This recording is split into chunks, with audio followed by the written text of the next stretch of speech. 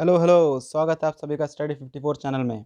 NTPC के पहले दिन 3 दिन के सभी हिस्ट्री के क्वेश्चंस हम इस वीडियो में कवर करेंगे। इससे पहले करंट अफेयर्स के क्वेश्चन हम कवर कर चुके हैं, उससे एक रफ आइडिया आपको लग गया होगा। हाँ, इस तरीके के करंट अफेयर्स से क्वेश्चन है। ठीक यही ऑब्जेक्टिव हमारा इस सेक्शन में भी होगा, जिससे हमें अंदाज़ा लग जाएगा कि हाँ, इस तरीके के हिस्ट्री क्वेश्चन पेपर में आएंगे और हम उसी तरीके से प्रिपेयर करेंगे। मैंने करंट अफेयर्स की एक पीडीएफ भी अपने टेलीग्राम चैनल पर दे दी है, वहाँ से आप डाउनलोड कर सकते हैं। इस पीडीएफ को भी आप डाउनलोड कर पाएंगे। तो बिना देर करते हुए स्टार्ट करेंगे। आपको कंटेंट अगर अच्छा लगे तो सब्सक्राइब ज़रूर कीजिएगा। स्टार्ट करेंगे क्वेश्चन नंबर 1 से। पानीपत का दूसरा युद्ध कब व किन के मध्य हुआ? पानीपत का दूसरा युद्ध हुआ था बैरम खान, जो कि अकबर के सेनापति थे, और हेमू के बीच। ये हुआ था 1556 में। प्रथम जो हुआ था ये हुआ था 1526 में, बाबर और इब्राहिम लोदी के मध्य। और जो तीसरा था वो 1761 में मराठों और अहमद शाह अब्दाली के बीच हुआ था। देखिए, एक एक क्वेश्चन में बहुत सारे क्वेश्चन निकल के आएंगे।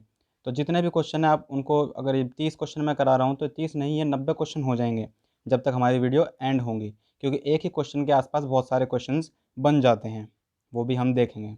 क्वेश्चन नंबर 2, राजतरंगिणी के लेखक कौन हैं?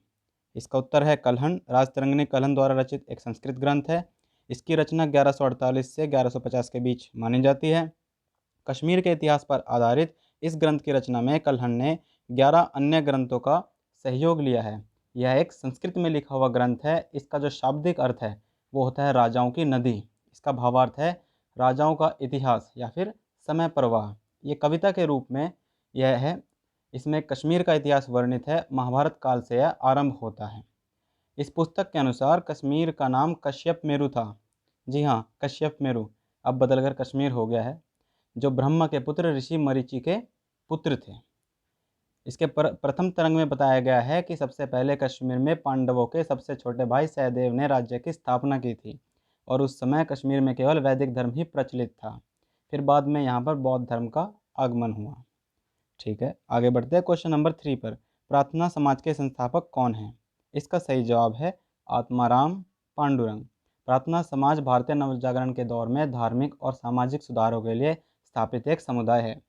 इसकी स्थापना आप जानते हैं आत्माराम पांडुरंग एवं महादेव गोविंद रानडे जी ने बम्बई में 31 मार्च 1866 1867 में की।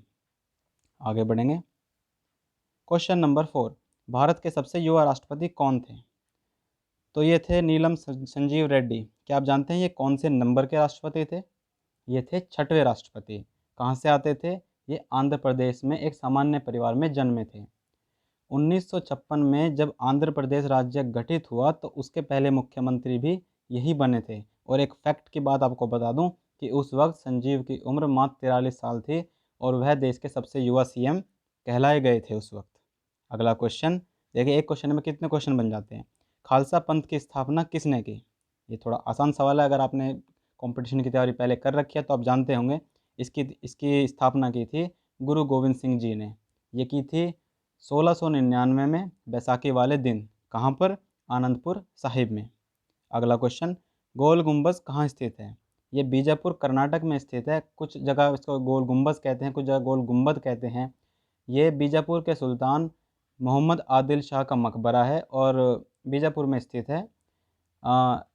इसके वास्तुकार माना जाता है कि दाबुल के याकूत हैं, और 1626 में इसका काम शुरू हुआ और 1656 में इसका निर्माण पूरा हो गया। ठीक है, क्वेश्चन नंबर 7, मौलिक कर्तव्य किस संविधान संशोधन द्वारा जोड़े गए? ये जोड़े गए थे 42वें संशोधन के द्वारा 1946 ईस्वी में। ये किस समिति की अनुशंसा पर किए गए थे?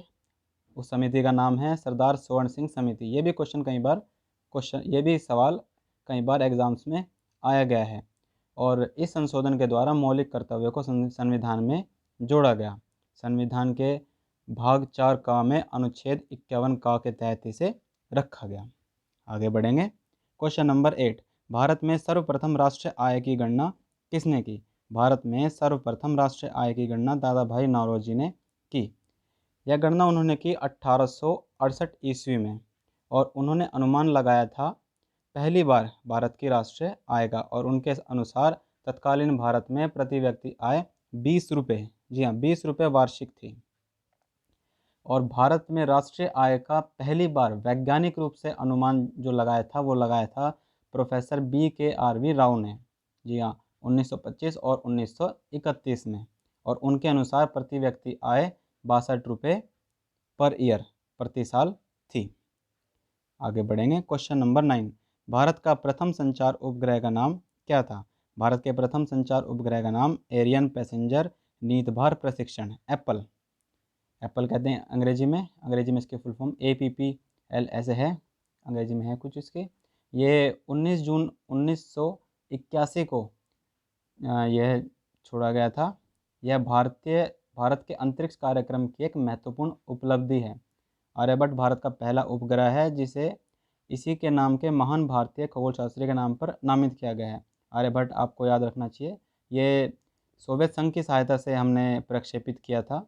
और जो उन्होंने लॉन्चर यूज़ किया था, जो रॉकेट यूज़ किया था, वो था कॉस्मोस 3M प्रक्षेपण वाहन। ठीक है। क्वेश्चन नंबर 10, मोपला विद्रोह कब हुआ था? मोपला विद्रोह हुआ था 1921 में केरला में। यह विद्रोह क्या है, कैसे था? 20 अगस्त 1921 का दिन केरल के इतिहास में काले दिन के तौर पर दर्ज है। इस दिन केरल के मालाबार इलाके में मोपला विद्रोह की शुरुआत हुई थी। शुरुआत में तो यह अंग्रेज़ों के खिलाफ एक विद्रोह था, लेकिन बाद में इसने सांप्रदायिक रंग ले लिया और माना जाता है इसमें हज़ारों हिंदुओं और मुसलमानों की हत्या हुई थी। विनायक दामोदर सावरकर ने मोपला नामक उपन्यास की रचना की है। तो ये भी एक क्वेश्चन आ सकता है, उपन्यास के बहुत क्वेश्चन आए हैं, तो ये भी एक क्वेश्चन बन सकता है कि मोपला नामक उपन्यास की रचना किसने की है? तो रचना की है विनायक दामोदर सावरकर जी ने। क्वेश्चन नंबर 11, जलियांवाला बाग हत्याकांड कब हुआ था? जलियांवाला बाग हत्याकांड हुआ था 13 अप्रैल 1919 में।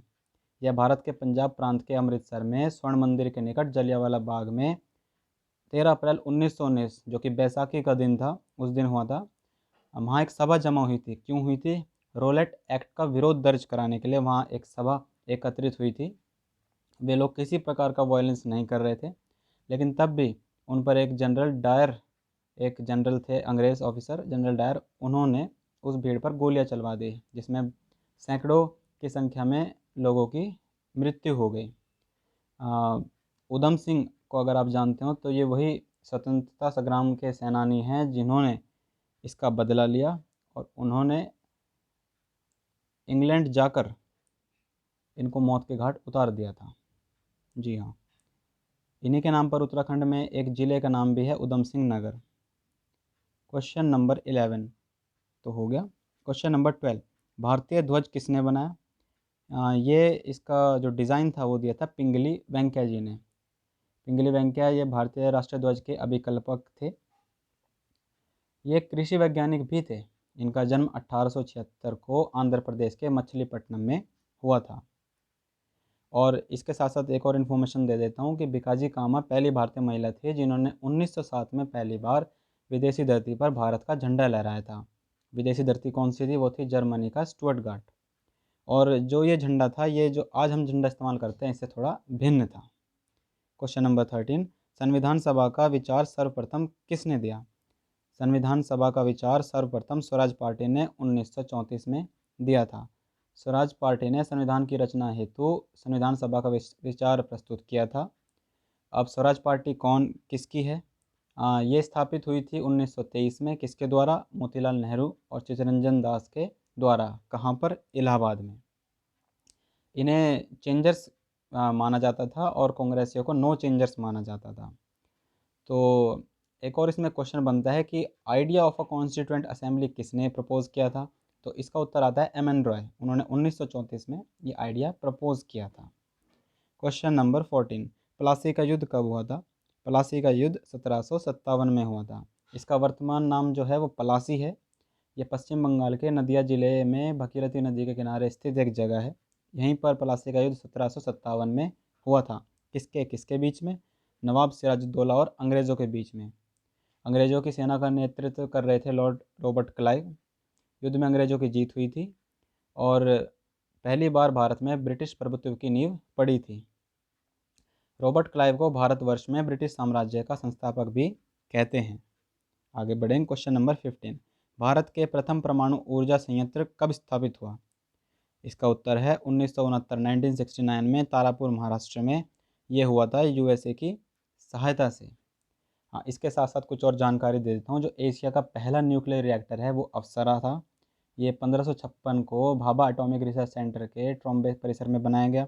ये वही तारापुर है, तारापुर संयंत्र है। इसके रिएक्टर में जो जो रिएक्टर था इसमें, उसका नाम अप्सरा था, तो कंफ्यूज नहीं होना। पंडित उस वक्त जो तत्काल पीएम थे, पंडित जवाहरलाल नेहरू जी, उन्होंने औपचारिक रूप से इसकी शुरुआत की थी। यह भारत के सबसे पुराने रिसर्च रिएक्टरों में से सबसे पुराना है, जो अप्सरा रिएक्टर है। बार्क भाभा भाभा परमाणु अनुसंधान केंद्र BARC, इसका रिएक्टर, ये सब बार्क के द्वारा डिज़ाइन किया गया था। ये बनाया गया था यूएसए की सहायता से। अच्छा, इससे संबंधित एक और जानकारी आपको दे दूं। जो भारत में न्यूक्लियर एनर्जी है उसका जनक माना जाता है होमी जहांगीर जी को। और ये जो परमाणु ऊर्जा विभाग है, ये एक महत्वपूर्ण विभाग है। और ये किसके अंतर्गत आता है? ये सीधे सीधे प्रधानमंत्री के अधीन आता है। और इस विभाग के मुख्यालय कहाँ पर स्थित है? जी नहीं, दिल्ली में नहीं, इसके मुख्यालय हैं मुंबई में। आगे बढ़ेंगे क्वेश्चन नंबर 16 पर। हाँ, उससे पहले ये आप इमेज आप यहाँ पर पॉज करके देख सकते हैं। भारत में कहाँ कहाँ पर न्यूक्लियर पावर स्टेशंस हैं, हमारे अनुसंधान केंद्र कौन कौन से हैं। आप स्क्रीनशॉट ले सकते हैं यहाँ से और इन्हें याद कर सकते हैं। ये भी क्वेश्चन आ सकते हैं कि कायगर न्यूक्लियर पावर प्लांट कहाँ पर है, राजस्थान एटॉमिक पावर स्टेशन कहाँ पर है, तारापुर, कुडनकुल्लम, नरोरा, ऐसे पूछे जा सकते हैं। नरोरा का तो आ भी रखा है कई बार उत्तर प्रदेश के एग्जामिनेशन में।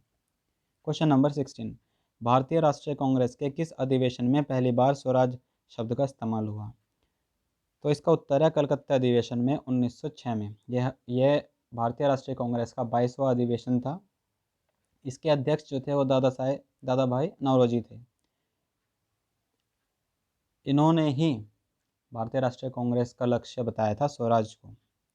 एक फैक्ट की बात आपको बताता हूँ कि ये जो अधिवेशन था, इसमें जो अध्यक्ष थे दादा माफ़ कीजिएगा, दादा भाई नौरोजी, इनके जो सेक्रेटरी थे वो जिन्ना थे, मोहम्मद अली जिन्ना।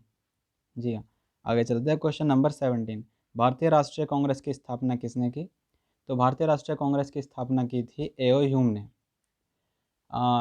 भारतीय राष्ट्रीय कांग्रेस की स्थापना 72 प्रतिनिधियों की उपस्थिति के साथ 28 दिसंबर 1885 को बॉम्बे के गोकुलदास तेजपाल संस्कृत महाविद्यालय में हुई थी। इसके संस्थापक जो महासचिव थे, जनरल सेक्रेटरी, वो एओ ह्यूम थे। और इन्होंने कलकत्ते के व्योमेश चंद्र बैनर्जी, WC बैनर्जी जिन्हें कहते हैं, उनको अध्यक्ष नियुक्त किया था भारतीय राष्ट्रीय कांग्रेस का।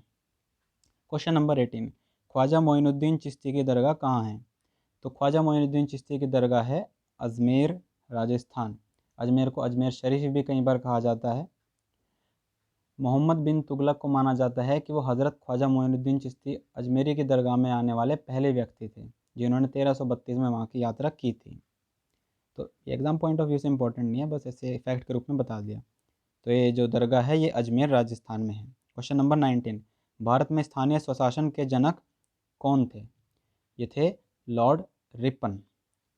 भारतीय स्थानीय स्वशासन के जनक लॉर्ड रिपन थे। आगे चलेंगे। क्वेश्चन नंबर 20, भारत की प्रथम सुपरफास्ट ट्रेन का नाम? भारत की प्रथम सुपरफास्ट ट्रेन का नाम है डेक्कन क्वीन। ये 1930 से लगातार मुंबई और पुणे के बीच चल रही है। भारत की पहली सुपरफास्ट ट्रेन, पहली लंबी दूरी की इलेक्ट्रिक ट्रेन, पहली महिलाओं के लिए, जिसमें महिलाओं के लिए एक अलग बोगी थी। कई चीज़ों में ये पहली ट्रेन हुई भारत की। जी हाँ। क्वेश्चन नंबर 21, संविधान का जनक कौन है? ये आसान सवाल। डॉक्टर अम्बेडकर को भारतीय संविधान का जनक कहा जाता है। जी। गीत गोविंद के लेखक कौन हैं? गीत गोविंद के लेखक हैं जयदेव। यह जयदेव की काव्य रचना है। इसमें श्री कृष्ण की लीलाओं का वर्णन किया गया है। ये वे किस वक्त, किस दौर के थे? वे बंगाल के सेन वंश के अंतिम नरेश लक्ष्मण सेन के आश्रित एक महाकवि थे। जी हाँ। तो अब तक आपने जो क्वेश्चंस पढ़े हैं, थोड़ा कुछ एनालाइज किया है, तो आपने देखा होगा कि बहुत सी रचनाएं पेपर में आ रही हैं, तो आप अलग अलग रचनाएं पेपर में पढ़कर जाएं, जैसे कि रामायण, अष्टध्यायी, महाभारत, महाभाष्य, पृथ्वीराज रासो इत्यादि, ऐसे आप पढ़कर जाइएगा। ठीक है। क्वेश्चन नंबर 23, जातक कथाएं किस महापुरुष से संबंधित हैं? जातक कथाएं भगवान बुद्ध के पूर्व जन्म से संबंधित कथाएं हैं। आसान सवाल। Question number 24, cabinet mission Bharat कब आया? कैबिनेट मिशन भारत आया था 1946 में। भारत की राजनीतिक परिस्थिति का अध्ययन करने और समस्याओं का निदान खोजने के लिए ब्रिटिश संसद ने एक प्रतिनिधिमंडल 1946 में मार्च में भारत भेजा था। इस प्रतिनिधिमंडल ने लॉर्ड वेविल तथा भारतीय नेताओं से मिलकर एक योजना तैयार की जिसे कैबिनेट मिशन के नाम से जाना जाता है। इसका मुख्य उद्देश्य था भारत में पूर्ण स्वराज्य लाना। तो 1947 में ब्रिटेन के, इंग्लैंड के पीएम कौन थे? वो थे क्लेमेंट एटली। क्वेश्चन नंबर 25, ये भी क्वेश्चन आ जाता है। इब्न बतूता कहाँ के नागरिक थे? इब्न बतूता थे मोरक्को के। मोरक्को जो देश है अफ्रीका में, वहाँ पे वो पैदा हुए थे। ये अरबी यात्री थे। इनको अरबी का ज्ञान था, बहुत सी भाषाओं का ज्ञान था, बड़े विद्वान और लेखक थे। उत्तरी अफ्रीका में स्थित है मोरक्को देश। वहाँ के एक नगर तंजियार में इनका जन्म हुआ था। तो ये जो इतिहास में जो ट्रैवलर्स रहे हैं, इनके बहुत पूछे जा रहे हैं कि ये कहाँ से थे, तो आप ये भी पढ़ कर जाइएगा। जैसे मार्को पोलो वेनिस के थे, अल्बेरूनी माफ़ कीजिए उज़्बेकिस्तान से थे, मैगस्थनीज जो हैं वो यूनानी थे। तो ऐसे क्वेश्चन भी आ रहे हैं। अगला क्वेश्चन, हुमायूंनामा के लेखक का नाम पूछा गया था, तो वह है गुलबदन बेगम। ये बाबर की बेटी थी और उन्होंने अपने भाई, सौतेले भाई हुमायूं के जीवन चित्रण इसमें किया है हुमायूंनामा में। तो कुछ और पुस्तक जैसे अकबरनामा, आइन अकबरी अबुल फजल ने लिखी है, पादशाहनामा अब्दुल हमीद लाहौरी ने लिखी है। ये जो अब्दुल हमीद लाहौरी थे ये शाहजहाँ के दरबारी थे। तो ऐसे भी क्वेश्चन आ रहे हैं कि रचनाएं पढ़कर जाइएगा। रचनाओं से संबंधित बहुत से क्वेश्चन आ रहे हैं, खासकर ऐतिहासिक, जो इतिहास में मेडिवल पीरियड में, मध्यकालीन भारत में, प्राचीन भारत में उनके रचनाएं लेखक आ रहे हैं। अगला सवाल, मरिचकट्टम के लेखक हैं। देखिए एक और आ गया, ये है महाराज शूद्रक। मरिचकट्टम का मतलब होता है मिट्टी का खिलौना या फिर मिट्टी की गाड़ी। ये संस्कृत नाट्य साहित्य है। 10 अंकों में यह बटा हुआ है। इसके रचनाकार महाराज शूद्रक थे। इसकी जो पृष्ठभूमि थी वो आज का आधुनिक पटना, जैसे पाटलिपुत्र कहते थे उस वक्त, वो है उसमें उसकी पृष्ठभूमि पाटलिपुत्र। इसके अतिरिक्त उन्होंने वासवदत्ता, पद्म प्रभारकता आदि की रचना भी की है। आगे बढ़ेंगे। क्वेश्चन नंबर 28, दास वंश की स्थापना किसने की? कुतुबुद्दीन ऐबक ने दास वंश की स्थापना की थी। इसको बहुत से नामों से जाना जाता है, गुलाम वंश, ममलूक वंश। इन्होंने दिल्ली पर राज किया 1206 से लेकर 1290 तक। कुतुबुद्दीन ऐबक ने नहीं, इस दास वंश ने 1206 से 1290 तक। और दिल्ली सल्तनत जो थी उसमें 5 वंश थे। गुलाम वंश, एक जो मैंने बता दिया, खिलजी वंश, तुगलक, सैयद और लोधी। इनके बाद कौन आया? मुगल काल। क्वेश्चन नंबर 29, 1912 में भारत का गवर्नर जनरल कौन था? तो 1912 में भारत का गवर्नर जनरल था चार्ल्स हार्डिंज।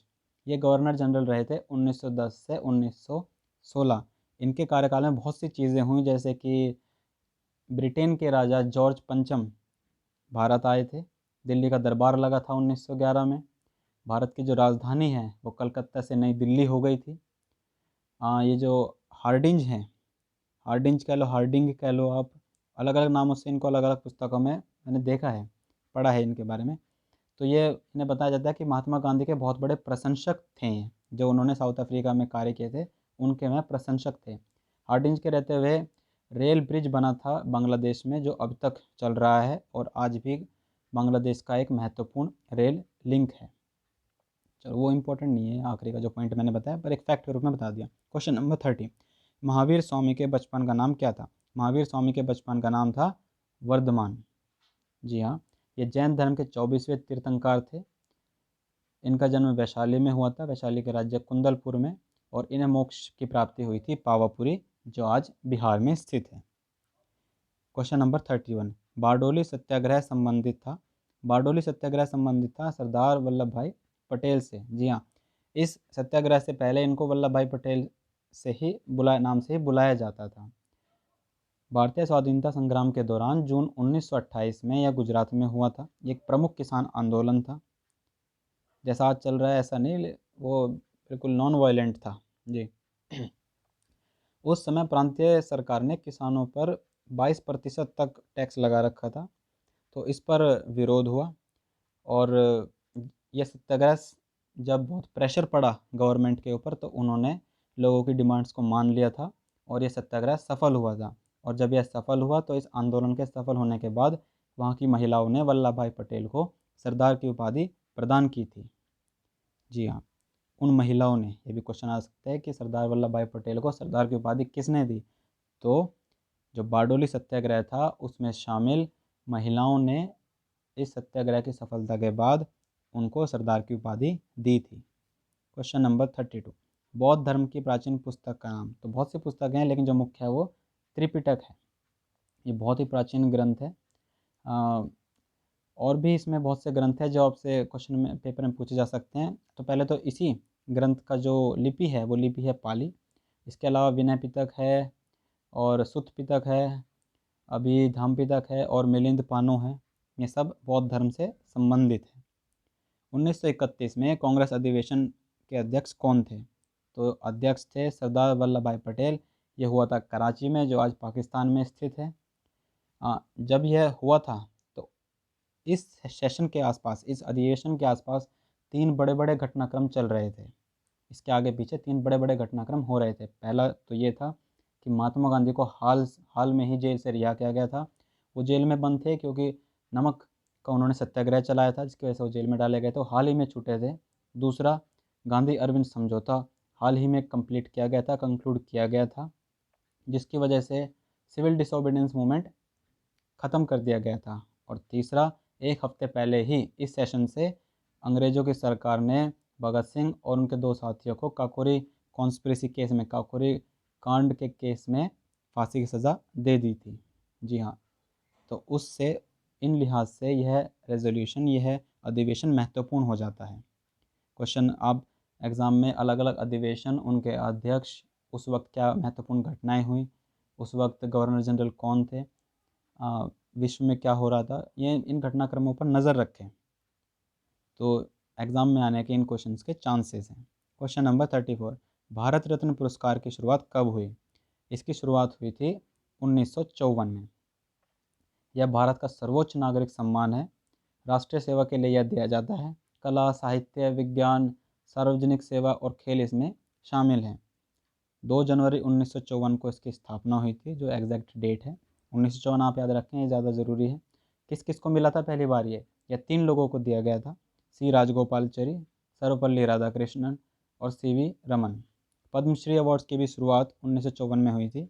भारत रत्न से संबंधित एक आपको फैक्ट बता देता हूँ कि आज तक किसी भी स्पोर्ट्स प्लेयर को ये अवार्ड नहीं मिला है। अगर आप सोच रहे हैं सचिन तेंदुलकर, तो उनको ये अवार्ड उनकी सोशल सर्विसेज के लिए दिया गया है। जी हाँ, उनकी सार्वजनिक सेवाओं के लिए दिया गया है उनको। क्वेश्चन नंबर 35, भारतीय अंतरिक्ष अनुसंधान संगठन कब गठित किया गया? तो यह गठित किया गया था 1969 में। 1962 में जब भारत सरकार द्वारा भारतीय राष्ट्रीय अंतरिक्ष अनुसंधान समिति, जिसे इनकोस्पार कहते हैं, उसका गठन हुआ था। तब भारत ने अंतरिक्ष में जाने का निर्णय लिया। तो दूरदर्शिता दिखाई थी हमारे देश ने उस वक्त। आप जानते होंगे कि 1969 में अमेरिका ने पहले इंसान को चांद पर भेज दिया था। तो हमने 7 साल पहले ही एक कल्पना कर ली थी कि हाँ, हम भी एक स्पेस एजेंसी बनाएंगे। तो एक समिति का गठन हुआ, जिसके बाद डॉक्टर विक्रम साराभाई के साथ मिलकर इसरो का निर्माण किया गया 1969 में। डॉक्टर विक्रम साराभाई ने यह अनुसंधान केंद्र तिरुवनंतपुरम में थुम्बा भूमध्य रेखीय रॉकेट प्रमोशन केंद्र टर्ल्स की स्थापना की थी। आगे बढ़ेंगे। क्वेश्चन नंबर 36, गदर पार्टी के सह संस्थापक कौन हैं? लाला हरदयाल। जी हाँ, गदर पार्टी के सह संस्थापक थे लाला हरदयाल। इसके संस्थापक अध्यक्ष थे सरदार सोहन सिंह भाकना। इसकी स्थापना अमेरिका के सैन फ्रांसिस्को में हुई थी 1913 में। जी हाँ। क्वेश्चन नंबर 37, आर्यभट्ट उपग्रह कब लॉन्च किया गया? आर्यभट्ट उपग्रह लॉन्च किया गया था 1975 में। जी हाँ, यह भारत का पहला उपग्रह था। ये मैं पहले भी बता चुका हूँ, कुछ क्वेश्चंस पहले क्वेश्चन मैंने आपको फैक्ट के रूप में बता दिया था। तो ये क्वेश्चन आ जाते हैं, ये तीसरे दिन ये क्वेश्चन आया था। और पहले जैसे मैंने ऐसे ही क्वेश्चन अलाइन कर रखे हैं, जो स्टार्टिंग में क्वेश्चन मैंने दिए हुए हैं वो पहले दिन, फिर बीच वाले, फिर दूसरे दिन, ये अब तीसरे दिन वाले। तो आप रिलेट करते हुए चलें, इससे रिलेटेड और क्वेश्चंस आ सकते हैं। तो हमारी स्पेस एजेंसीज़ के जो बड़े बड़े इन्होंने एकम्प्लिशमेंट किए हैं, जो सफलताएं हासिल की हैं, जैसे मार्स मंगलयान मिशन कब भेजा गया, कौन सा लैंडर हम चंद्रयान 2, या फिर सूर्य के पास, शुक्र ग्रह के पास हम क्या भेजने वाले हैं, क्या नाम है उन ग्रह उनका, सैटेलाइट्स का, ये आप पढ़कर जाएं। इनसे रिलेटेड क्वेश्चंस आगे आ सकते हैं। जी हाँ, ये जो उपग्रह है ये 1975 में कॉस्मोस 3M व्हीकल के द्वारा छोड़ा गया था। जो दूसरा उपग्रह था उसका नाम था भास्कर। क्वेश्चन नंबर 38, व्यवगत का सिद्धांत किससे संबंधित है? इसे अंग्रेजी में डॉक्ट्राइन ऑफ लैप्स भी कहते हैं, हड़प नीति भी कहते हैं। 1848 से 1856 तक चला। ये एक बहुत ही महत्वपूर्ण एक पॉइंट था जिसकी वजह से 1857 की क्रांति हुई थी। अंग्रेज़ों ने ये चाल चली थी कि अगर पैतृक वारिस ना हो तो किसी भी राजा की संपत्ति या फिर किसी सुल्तान की संपत्ति वो हड़प कर जाते थे। और इसमें बहुत से इसमें जो राज्य आए थे उनके नाम आप से पूछे जा सकते हैं, जो विलय किए गए थे। अंग्रेज़ों ने अपने अपने राज्य में विलय कर लिया जिन राज्यों का, उनमें से नाम मैं बता देता हूँ। सतारा, जैतपुर, उदयपुर, झांसी, नागपुर, अवध, ये राज्य आते हैं। कुछ और राज्य हैं पर ये मुख्य हैं। क्वेश्चन नंबर 39, ताजमहल का निर्माण कब शुरू हुआ? ताजमहल का निर्माण शुरू हुआ था 1632 में।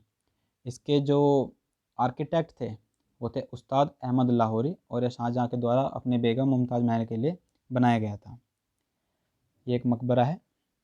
तो ये लास्ट क्वेश्चन था। अब आपको थोड़ा आइडिया लग गया होगा, हाँ इस प्रकार के हिस्ट्री के क्वेश्चन आ रहे हैं। तो आप अपनी तैयारी कुछ इसी प्रकार से करके चलें। अगर आप स्मार्ट तरीके से स्टडी करेंगे तो आप बहुत अच्छे नंबर स्कोर कर सकते हैं एनटीपीसी के एग्ज़ाम में। मैं आगे भी ऐसे ही सेक्शन कवर करूँगा। अगला सेक्शन मैं लेके आ रहा हूँ ज्योग्राफी का। उसमें मैं ज्योग्राफी के क्वेश्चन कवर करूँगा, ज्योग्राफी के क्वेश्चन बताऊँगा। ये जो मैंने आपको हर एक क्वेश्चन के साथ फैक्ट्स बताए हैं, अगर आप चाहते हैं कि मैं ये भी अगली बार से दर्शाऊँ या फिर आपको पीडीएफ के रूप में ये भी दूँ, तो आप मुझे कमेंट करके बताइएगा। और इसमें मैं इमेजेस भी शामिल करूँ या नहीं करूँ, ये भी आप मुझे कमेंट करके बताइएगा। आपको मेरी तरफ से नव वर्ष की हार्दिक शुभकामनाएं। नया साल आपके लिए शुभ हो। और आपसे मैं मिलूँगा अगली वीडियो में। तब तक के लिए धन्यवाद। जय हिंद। वंदे मातरम।